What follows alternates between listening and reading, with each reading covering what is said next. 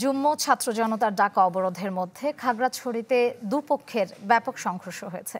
এতে আহত হয়েছে অনেকে। পরিস্থিতি নিয়ন্ত্রণে সদরে অনির্দিষ্টকালের জন্য ১৪৪ ধারা জারি করেছে প্রশাসন। ভোর ৫টা থেকে শুরু হয় অবরোধ কর্মসূচি। শহরের প্রবেশ মুখ সহ বেশ কয়েকটি স্থানে সড়কে আগুন জ্বালিয়ে প্রতিবন্ধকতা তৈরি করে অবরোধকারীরা। এছাড়া গাছের গুঁড়ি, ইট ফেলে এবং টায়ার জ্বালিয়ে খাগড়াছড়ি, দীঘিনালা, মহালছড়ি, পানছড়ির অভ্যন্তরীণ সড়ক বন্ধ করে দেওয়া হয়েছে। এতে আটকা পড়েছেন কয়েক হাজার পর্যটক। দুপুরের পর অবরোধকারীদের সাথে স্থানীয় আরেকটি পক্ষের সংঘর্ষ বেঁধে যায়, যা ছড়িয়ে পড়ে শহরের বিভিন্ন স্থানে।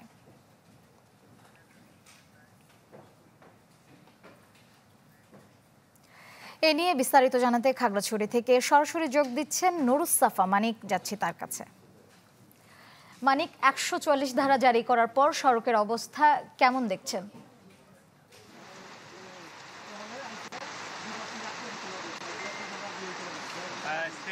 খাগড়াছড়িতে যে অবরোধ চলছিল আজকে সকাল থেকে, এবং যে অবরোধ সমর্থককারী এবং আরেকটি পক্ষের মধ্যে কিন্তু উত্তেজনা ছড়িয়ে পড়ে এবং উত্তেজনার মধ্যে কিন্তু ধাওয়া পাল্টা ধাওয়ার ঘটনা ঘটে, যা শহরের বিভিন্ন এলাকায় ছড়িয়ে পড়ে। এবং এর মধ্যে কিন্তু পরিস্থিতি নিয়ন্ত্রণের জন্য প্রশাসনের পক্ষ থেকে ১৪৪ ধারা জারি করা হয়। তবে ১৪৪ ধারা উপেক্ষা করে শহরের বিভিন্ন স্থানে থেমে থেমে কিন্তু সেই সংঘর্ষ চলছিল। তবে এখন পরিস্থিতি কিছুটা নিয়ন্ত্রণের জন্য অতিরিক্ত পুলিশ এবং আইন শৃঙ্খলা বাহিনীর সদস্যরা মাঠে রয়েছে বলে আমরা জানতে পেরেছি। এবং আমি যদি একটু জানাই আপনাকে, আমি একটু শহর থেকে দূরে রয়েছে, যেহেতু পর্যটকরা আটকা পড়েছিল সাজেক থেকে, যেসব পর্যটকরা আসছিল তাদের খবর নেওয়ার জন্য আমরা অন্য পাশের একটি উপজেলা আসি সদর থেকে। সেখানে কিন্তু আসার পথে আমরা দেখেছিলাম বড় বড় গাছের গুঁড়ি ফেলে কিন্তু সড়কে প্রতিবন্ধকতা সৃষ্টি করা হয়েছিল।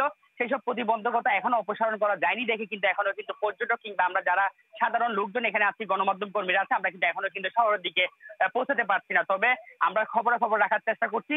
আমরা জানতে পেরেছি এখন পরিস্থিতি নিয়ন্ত্রণের জন্য অতিরিক্ত আইন শৃঙ্খলা বাহিনী কিন্তু তারা কিন্তু মাঠে কাজ করছেন এবং ১৪৪ ধারা যেটি আছে সেটিকে বলবৎ করার জন্য কিংবা সেটিকে কার্যকর করার জন্য আইন শৃঙ্খলা বাহিনী এবং প্রশাসন কাজ করছে বলে আমাদেরকে জানিয়েছে। এই ছিল আমার কাছে খবর। শ্রেয়া, ধন্যবাদ মানিক।